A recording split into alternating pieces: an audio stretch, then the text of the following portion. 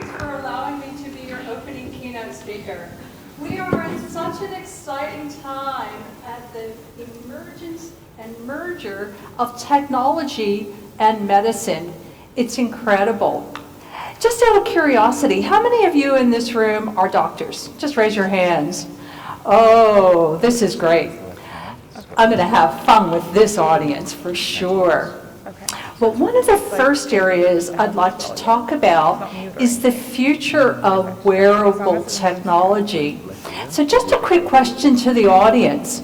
Wearables are popular already for measuring things like calorie intake and sleep and exercise and a couple of other basic physiological functions. How many of you are taking your patient's data and looking at it as part of your practice? Anybody? Raise your hands. Oh, I see one like little shy hand. This is going to be an absolutely huge new source of real-time information for you that will help you in your practices, in hospitals, whether you're a GP or a surgeon, in ascertaining what's happening inside of a person's body in real time. Right now, it's still pretty rudimentary, but where it's going is going to be super impressive. The picture that I'm showing you here is an experimental prototype from UC Berkeley, California, that is able to measure at a molecular level the chemicals in a person's body based on the sweat that they have on their wrist or perhaps from a headband. I think it's much more likely that somebody will wear something on their wrist. Imagine in your medical practice, if you're able to get real-time information about all kinds of physiological data that is happening inside of a person's body, and in particular about the level of drugs that they may have in their bodies, whether legal that you've prescribed or illegal or otherwise. This is going to open up a new job field, which I'm calling people that are quantified self-analyzers. And it's not going to be used just to help with sickness. It's going to be used to help people stay well by analyzing all of this input that comes from all these different wearables and things that we enter into apps. We will be able to keep ourselves healthier because we'll know what's happening inside of our bodies. Another important breakthrough happened a couple of years ago from a fellow by the name of John Rogers at a company called MC10. And what he did was designed a way to make silicon stretchable. So if you think about silicon, you probably think about computer chips. And if you think about bending them, well, you know, if you bend it, they break. Well, what he came up with was a way of basically patterning silicon like an accordion so that it can stretch and fold and be put into Band-Aid-like sensors on all different parts of your body. And he has a commercial product called BioConnect RC for research that literally is able to do things like sense body's motions, kinematics, and gyroscope movements, to detect real-time heart rates, and to detect a whole range of other things that are happening inside of a patient's body in real time. And from this patch that you can put on all different places on your body, it gets transmitted by Bluetooth to a smartphone app, and then with the patient's permission from there, perhaps to their provider, or just for their own personal use. Even a couple of years ago, when I was at the Consumer Electronics Show in 2017, they already had Band-Aids that were stretchable, that had sensors on them, so that instead of having to go off and take your little kid's temperature, the Band-Aid would actually tell mom or pop through the app what the temperature of their kid was. That this company has partnered with L'Oreal to do a UV patch that turns colors if somebody's had too much sun exposure. It's these kinds of innovations and getting real-time data that is going to actually change how we start servicing our patients and the quantity and quality of the data that we're using. Augmented reality is another amazing technology. How many of you have had the opportunity to use augmented reality glasses? Raise your hands high so I can see it. Yeah, it's really cool because basically you've got the real world and superimposed on it. You get to see additional digital information. Well, in the healthcare space, one of the areas that is very painful for a lot of patients are needle sticks, whether it's getting a blood test or having an IV inserted. This company called Avena has designed a pair of augmented reality glasses that literally uses multispectral light to give you X-ray vision into the vasculature inside of a patient. No more wrong sticks. You literally get it right the first time because you can see exactly where a vein or an artery is. Super cool stuff, and this is commercial. Augmented reality has so much more potential.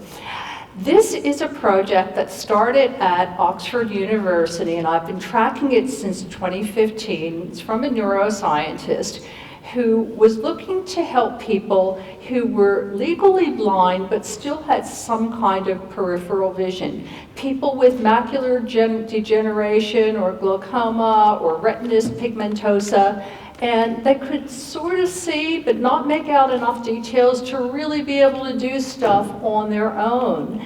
Well, he designed a set of glasses that literally blocks out background information and allows a patient to focus in on the things that are important, whether it's a face or if you're walking around an obstacle that might be in your path.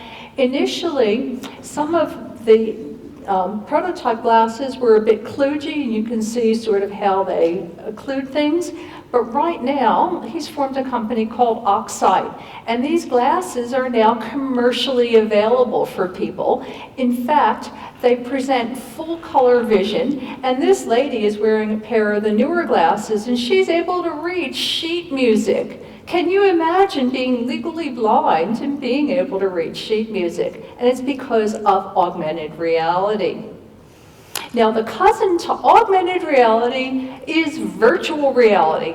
And that's where you're completely immersed in the digital world. Have any of you played with virtual reality? Raise your hands high.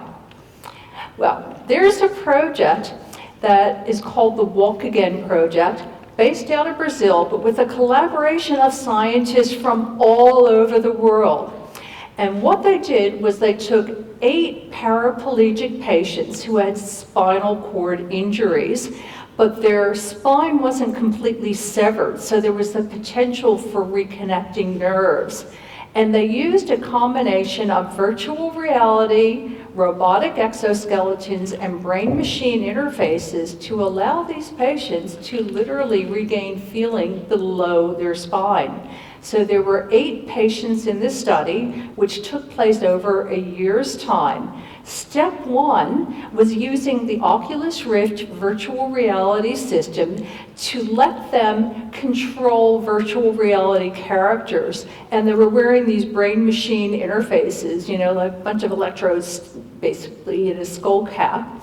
And what they found was that by controlling these VR characters, it was generating new neural signaling. The next step that they did was they put these same patients, again with the electrode skull cap, in robotic exoskeletons that also had sensors and put them on a treadmill to start getting their limbs physically moving again. And once again, they found that this was starting to generate new neural connections that had previously not been there because these people had been paralyzed and had absolutely no feeling from waist down. And then step 3 was they combined it. They had these patients using virtual reality while physically in the exoskeleton on a treadmill. The result after 1 year for all 8 patients was that all of them regained sensation below their waist. They could all feel the sense of touch. They could all feel pain. They regained bladder and bowel control. And one woman even decided to have a baby. Another innovation that you may have heard of is something called the Proteus Pill. It's this little tiny sensor that I'm showing here that's about the size of a pinhead, a little bit larger, and it was designed to be embedded within pharmaceuticals. The first company to actually embed this in a real pharmaceutical that has been FDA approved about a year ago is a company called Otsuka with the drug called Abilify, which is an antipsychotic. So what happens is you take this drug, and as it goes through your digestive system, it dissolves the drug and activates the sensor using your gastric juices. In the meantime, you've got a patch across your belly that it's wearing, and it's communicating from the sensor to the patch by Bluetooth, and from the patch to a smartphone app, and from an app with permission, once again, to a doctor or a carer or just for their own use. And what that allows you to do is determine how often a patient is taking medicine or whether they're really taking it at all. So if somebody comes into a GP and says a medication is not working, you can actually see, are they taking the medication? Are they taking it at different times during the day? How often are they doing it? There are so many potential uses for this technology. Abilify is simply the very first drug that has incorporated this technology, but I can see a future where many, many drugs will have sensors embedded.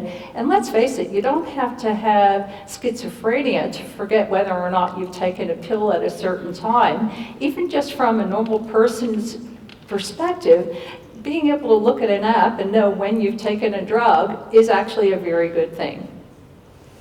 Another new innovation in the area of drug delivery is from a company called Ronnie Therapeutics. And one of the problems with people who have diabetes is that they need insulin, and it's a large basal molecule. And traditionally that has meant that you can't take it in pill form because the digestive juices in your system basically dissolve the drug before it gets to your intestines where it needs to go. And you have to give yourself needle sticks, which are not fun, to be able to get the drug. The inventor of the Ronnie Pill decided this is actually an engineering problem, and I'm going to design a pill that basically protects the drug from being influenced by the gastric juices and doesn't do anything until it gets to the intestines, where it inflates like a balloon, and these little sugar needle stickers come out, and you don't have any pain sensors in your intestine, and it's literally injecting the insulin right into your intestine directly, and you don't feel it, and then of course everything comes right out through your digestive system at the end. How cool would that be, to not have to give yourself needles anymore? 3D printing is another one of these technologies that has so many applications in the medical world. Everything from stem cells to actually a bionic ear that gives you superhuman hearing, you know, a range of audio that's better than your ear that you might have been born with, to printing out blood vessels or cartilage or skin, or in the case of traumatic accidents, using an MRI or a CT scan to print out a picture of a skull, you know, made out of plastic, and then be able to also 3D print a titanium jaw that will be used in the real patient and make sure that it's going to fit properly before the operation. And that's the key, is doing it as part of pre-surgical planning. But this same technology is also being used to 3D print parts of skulls or other bits that people are missing. And then there's these little tiny machines. This one is from a company called BioBots, which has since renamed itself to Allevi, and it's designed for clinical drug testing. It's a bioprinter. It has ink that you can buy, lots of different biocompatible inks, and literally 3D print all kinds of different biocompatible material. And it's designed for researchers to be able to do things like drug testing. And there are a lot of companies that are getting into it. Ultimately, where we want to go is to be able to 3D print complete organs. Well, guess what? About a month ago in Israel, a scientist printed the first 3D living heart. Now, it looks like he's talking here, but he's not. There's just a problem with the way they filmed the video. But this is a miniature human heart that is living, that is 3D printed, and it also includes the vasculature and the blood vessels. Cellular heart with blood vessel is printed. And another major breakthrough is that it is printed from the materials of the patient itself. The materials are stem cells. And you can see how what they're doing now is they've 3D printed it, but then what they do, and it takes 3 to 4 hours to 3D print it, but then it takes a month in a bioreactor to actually let the stem cells start growing. And right now that heart is about the size of a rabbit's heart. And they've got the different parts pumping, but not as a whole unit yet. So they still have some research to do. But it's actually way ahead of where we thought we would be with being able to bioprint organs. They're planning to do animal testing in about 1 to 2 years' time. They think that they'll be at that stage. And in 10 years' time, that these kinds of 3D printers will be commonplace in hospitals. And when you need an organ transplant, you'll literally be taking stem cells or other biomaterial from a person, culturing it in a bioreactor, and literally regrowing a person's organ out of their own material so that you don't have rejection. No more taking immunosuppressants for the rest of your life.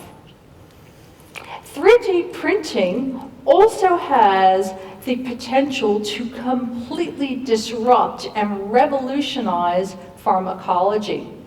So if you can imagine that you've got not only the ability to 3D print, but you also have, through the Human Genome Project and other initiatives, a complete genetic profile of someone. And we have already, as far back as 2013, a scientist in Glasgow that was able to do molecular level 3D printing.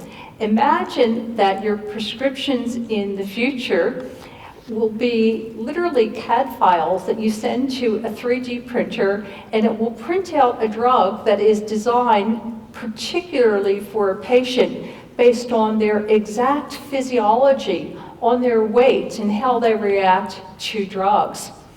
This model could be as disruptive to pharmacology as iTunes was to the music industry. One of the questions is, once that CAD file with the blueprints for how to make a drug is out there, how do you control the revenue stream and the commercialization?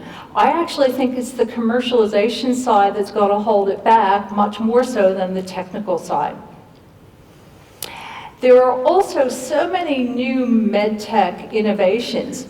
This is one from a company called Capture Vascular that is designed to help with thrombosis and emboli. Let me show you a short clip. It's all about removing blood clots in a way that's inside your body. Proximal to the clot. The funnel mouth at the tip of the catheter is then deployed, occluding blood flow with its silicone elastomer on the distal aspect of the funnel. This results in the mouth of the funnel tip being maximally expanded in a radial fashion by the patient's own blood pressure, creating a seal against the arterial wall and arresting blood flow. Cessation of blood flow prevents clot fragments from traveling downstream, greatly reducing the potential for distal embolization. The patient's blood pressure, along with the radial force of the funnel tip, combine to press the device against the arterial wall. Once the megavac arrests blood flow, the thrombo wire is inserted through the catheter, advanced through the clot, and deployed distal to the clot.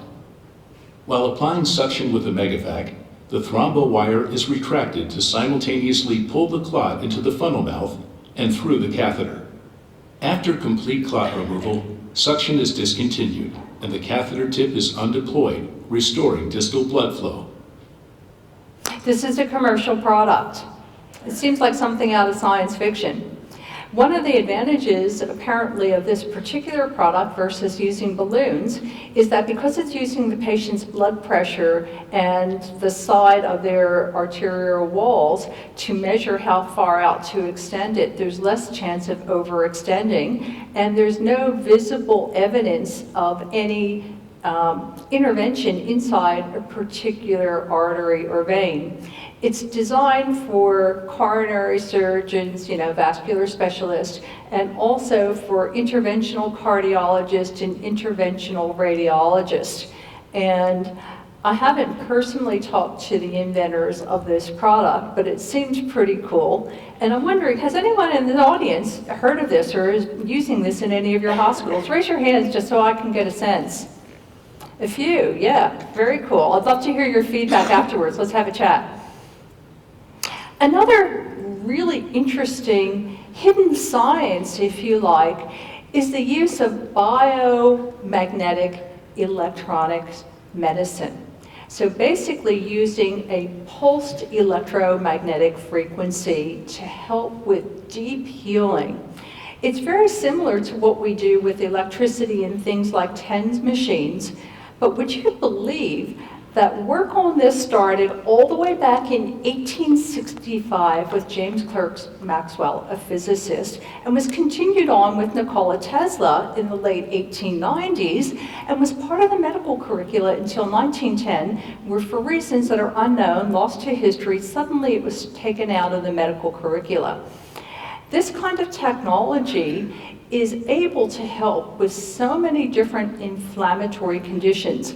I've read at least 50 peer-reviewed scientific journals about the uses of bioelectromagnetics. One of them is from a journal called The Prostate, where they did an experiment about 4 years ago with dogs that had enlarged prostates. And they did a trial over 3 weeks where all the dogs, there were different breeds and sizes, and they were dogs that had owners that loved them, and the owner literally used a device similar to the one that I'm showing, but not that one, and basically just sort of positioned it above their prostate, for about 10 minutes twice a day. After 3 weeks in this trial, on average, the prostates of all these dogs reduced by 57%. And the reason that I mention this is that there is a very strong corollary between human prostate and canine prostates. NASA is also extremely interested in this technology because of bone loss in outer space.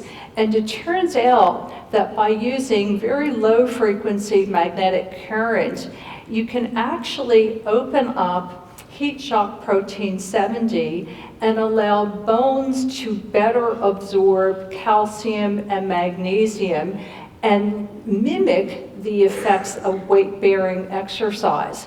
And what they found in the NASA study was that a nanosecond rise time, really fast magnetic pulses, was 4 times more effective than a slower pulse. This is an example, an EM pulsar, of a gadget that I bought to see if it would work. And I can tell you from personal experience and playing around with it, it does. I'm one of those people that have had one of those needle sticks that actually was a miss and it hurt. And usually I'm black and blue for about a week. As an example, I put this on for a couple of hours, and within 10 minutes, I wasn't in pain anymore, and I had no black and blue mark. And there are so many other uses of this, it's incredible. I really recommend that you look at these kinds of technologies as ways of actually not just treating injuries, but curing the injury right at the source. If I had to pick just one single technology that is going to impact every person on the planet and every business on the planet, it would be the umbrella term artificial intelligence. So if I say AI, I'm talking about a whole suite of things. I'm talking about machine learning and deep learning, but also image recognition, facial recognition, emotion detection, whether through your face, the tone of your voice, the particular words that you use. I'm talking about chatbots. I'm talking about natural language processing, voice recognition, smart robots, driverless cars, and a whole lot more. Well, in the area of healthcare, AI is going to be a very important tool in your diagnostic toolkit. I do not see, at least in the foreseeable future, that AI is going to be replacing doctors. I see that this is an assistive technology and that there are lots of uses. And today I'd like to give you a couple examples of ways that AI is already being used in the healthcare space. One of them is a chatbot called Babylon. Anybody heard of Babylon? It's being rolled out in the UK, a couple of you, I'm not surprised, given the audience. And it's a voice interface, and it's funded in part or in large by the National Health System in the UK. And part of the problem that people have is that when they have a medical condition that needs attention, a lot of times they have to wait for a couple of weeks to be able to get in to see their GP if it's not something urgent.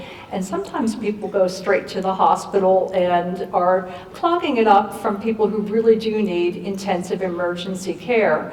So what Babylon was designed to do was actually use a huge medical database and do clinical grade question and answer triage with patients to help determine whether they actually needed to see a GP, go to their pharmacy and get an off-the-shelf remedy, or maybe see a nurse practitioner and guide them in the right direction, and do it in real time. And so far the results have been pretty good.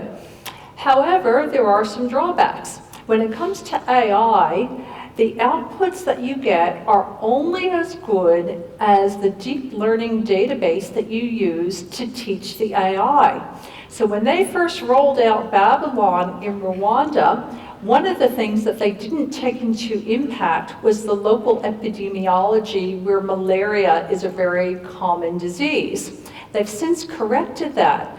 But it just goes to the importance of not taking the physician out of the loop. This is a tool that can help patients and help doctors with their workload, but it doesn't replace real healthcare practitioners. Another really cool advance that is still experimental and is coming out of Stanford University is a model called Decagon that is looking at drug interactions. So if you think about it, there are about 5,000 drugs on the market. There are about 1,000 known side effects for any given drug, in total population that can happen to a person. If you're only giving someone one drug, you've got a list of side effects and you can pretty much figure out what might happen. But what happens when you start giving them 5 drugs at the same time? Can any of you as physicians actually say exactly what those side effects might be? The answer is no, because you'd have to do so many different tests. We've got about 19,000 different proteins in our bodies, and drugs interact with these proteins in lots of different ways. And the more drugs that you put together, the more chances you have of unknown side effects. In fact, one of the calculations I've seen is that if you take 5 drugs, there's a possible 125 billion different combinations of things that could happen to a particular person. That's a lot, right?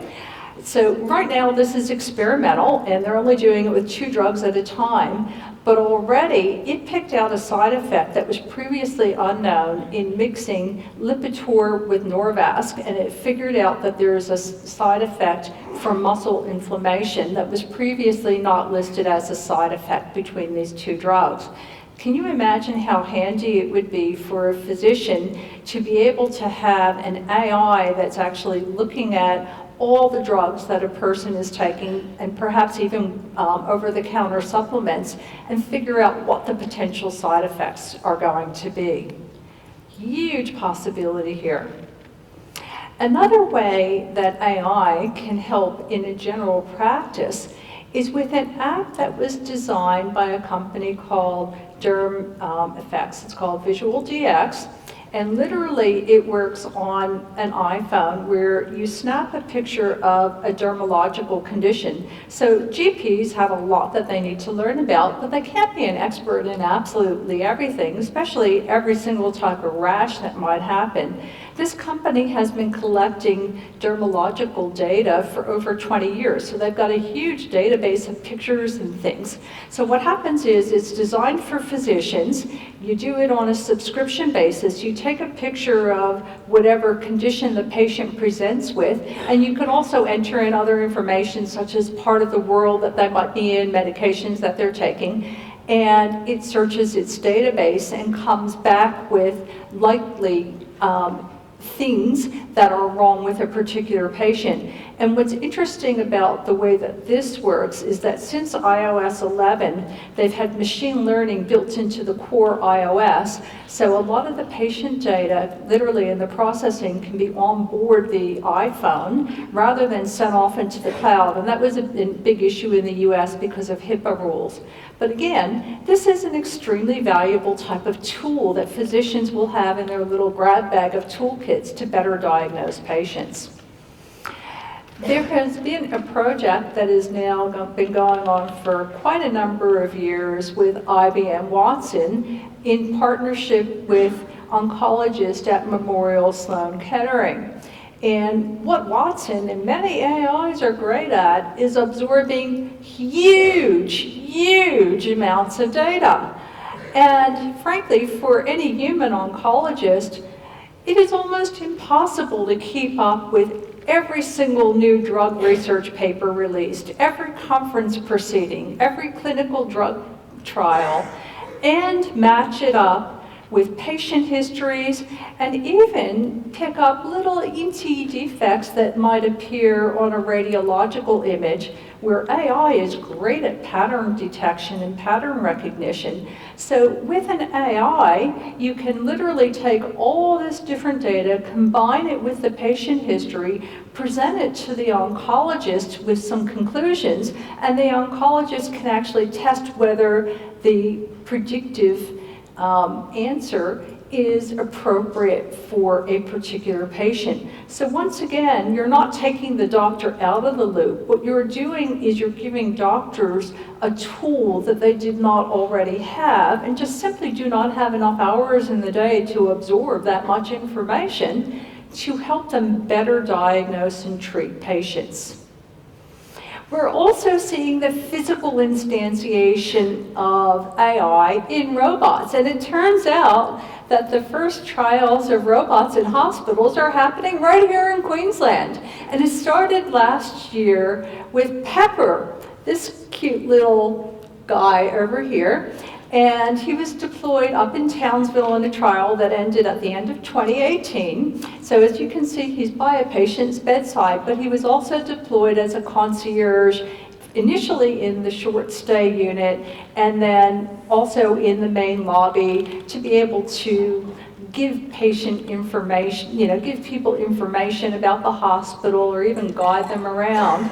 And now Queensland Health is playing with another companion robot called Teza, which is based on a robot called Cruiser. And it's a cute little guy, and it's able to do things like entertain sick kids that are in hospitals. It's able to give hugs and tell jokes, and also able to interact with patients or visitors to patients in the hospital.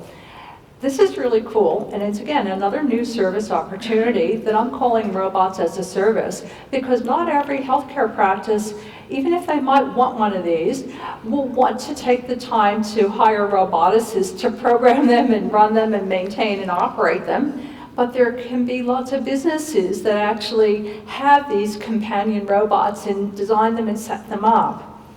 Lots of new ideas there. Also, we're seeing robots being used in surgery. And I'm in a room of medicos, so I'm expecting, how many of you have heard of the Da Vinci robot? Yeah, just about everybody. At RPA in Sydney, they have the Da Vinci robot, and they're actually able to train about 400 surgeons a year to use the Da Vinci.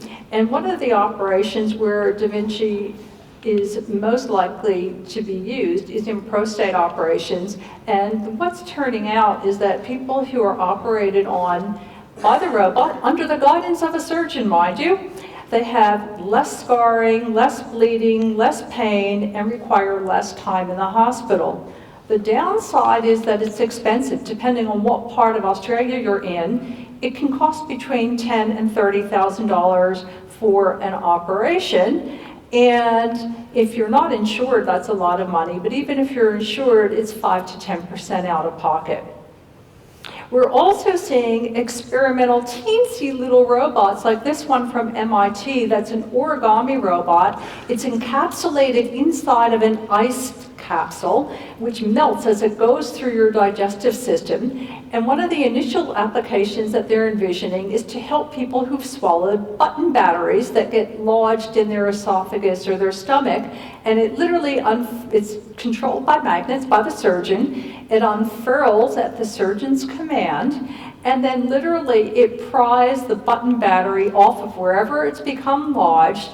It injects an anti-inflammatory drug and everything comes out through the digestive system. How cool is that? Then researchers, just recently, back in April, again at MIT, have started to look at nanomaterials, in this case a nano yarn, for artificial tissue regrowth. So one of the problems when you have an injury to a major area like a shoulder joint or a knee joint is that you need to keep it immobile for a long period of time. Well, they've designed these nanofibers which are stretchy and they're coated with DNA or stem cells so that they can grow, and literally you're able to stretch them as the cells are growing. It doesn't kill the cells. Still very experimental, but what they hope is that one day they may be able to do something like inject nanofibers, and this is an artist's conception, that are made out of things like silk but coated with your own DNA or your own stem cells right into your shoulder or your knee joint. And instead of having to be immobilized for a period of time, that these artificial tissues will start to repair and regrow right inside your bodies. So going into the future, what's likely to happen? Are we going to take technologies into our cells? Well, I think we'll probably start out with something like smart contacts. And with smart contacts, what's fascinating is that we're combining everything that you'd find on a smartphone, plus camera and video technology, so that gives you like augmented reality and facial recognition. Google, Sony, and Samsung have patents where you blink and it starts taking a picture or a video, plus biotech. So putting that together, imagine that you're standing here and you're looking around the audience and you are able to do name face recognition automatically. Or on a biotech sense, let's say you need reading glasses like I do. Instead of flipping them on and off, the contacts actually autofocus depending on what you're looking at. Or give you telephoto vision, or give you infrared vision, but it gets even better. They're able to do things like look at the chemicals in your tear ducts, for instance, lactoglobin, to test your insulin levels. There are other companies that are looking at perhaps using smart contacts for drug delivery too.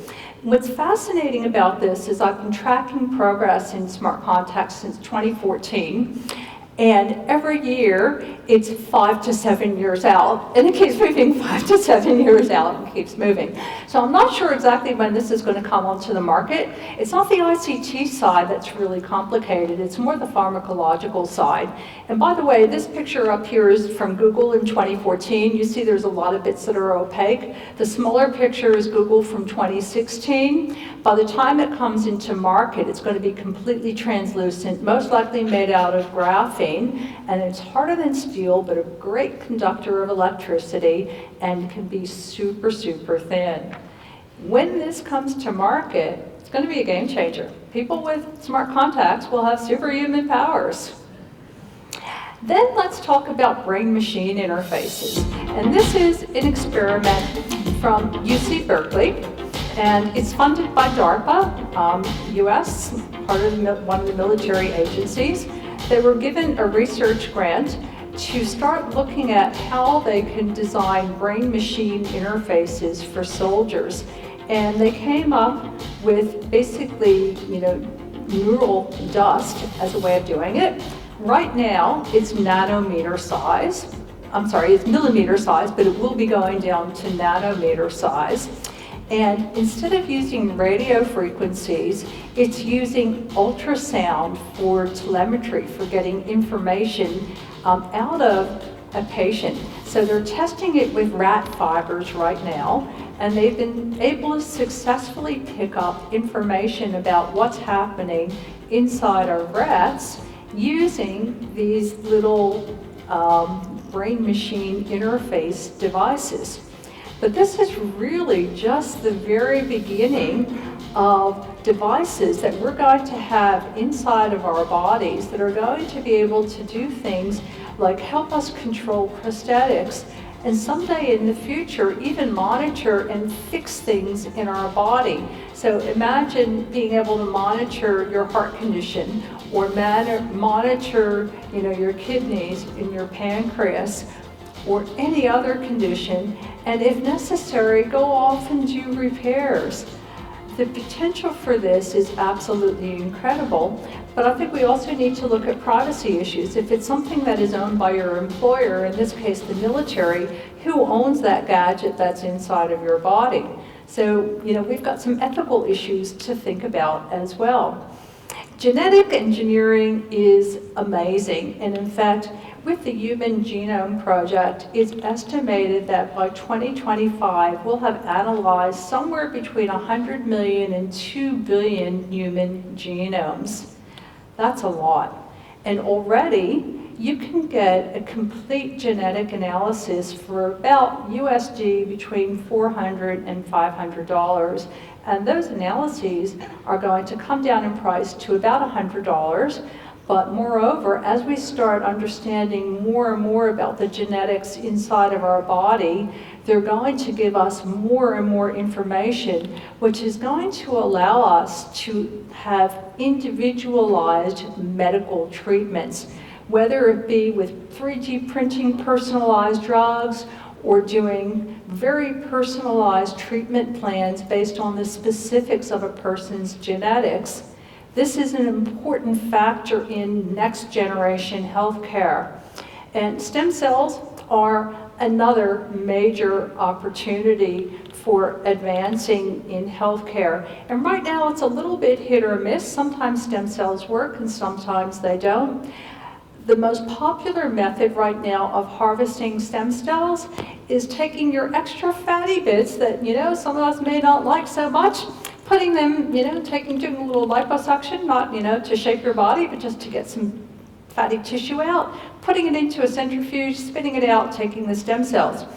This fellow up here, Chris Duma, he's a neurosurgeon, and he's actually been using stem cells to help reverse Alzheimer's in a clinical trial with, so far, just a few patients. One of them is an 82-year-old guy named Jack Sage.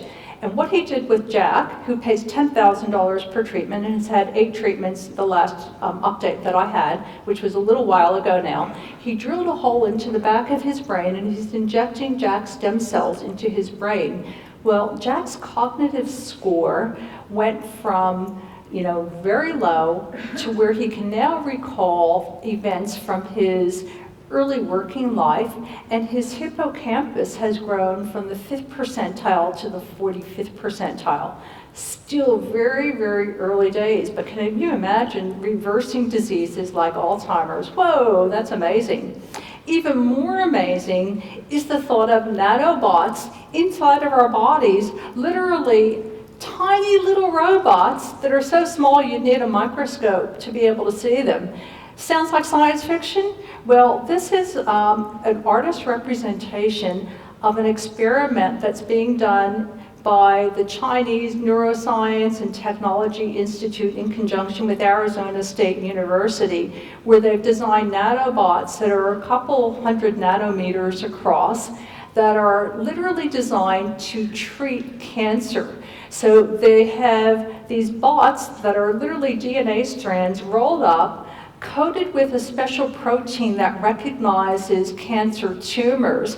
And when they recognize the protein for the cancer tumor, they unfurl and they deploy a blood clotting drug and literally cause the cancer cell to die right inside your body. The future of this is absolutely astounding, but it gets better yet. What if we could reverse aging? Is there anyone here that would like to take the clock backwards? I would. I want it now. Well, the Salk Institute has been doing experiments with this. They actually think, along with a lot of other geneticists, that aging is a result of epigenetic changes to our bodies. And they have successfully, both in petri dishes, in vitro, in a couple of live mice, reverse the age of middle-aged mouse, one in particular that had progeria, the advanced aging disease, and turned the clock backwards. But it gets better still. There's a physicist named Professor Yanir Bar-Yam who believes that there is a switch, a genetic switch, that we will be able to find within the next 10 to 20 years that literally governs aging, and we'll be able to turn aging on and off. And once we do, we will live between 5 and 10 times longer than we do today. Can you imagine living to 400 years old or 800 years old? Can you imagine working until you're 400? Can you imagine being married to the same person for 800 years? Once we discover this technology, and I think it's a matter of time, it might take more than 20 years, even if it takes 40 years, humans have the potential of very extended lifespans. And not only that, but there's theoretically the possibility that even if you're already old, that with some of this technology, you'll be able to inject it into your already century-old body and turn the clock back younger. Wow, what an exciting time. Thank you so very much, and if we have any time for questions, I'm happy to take them.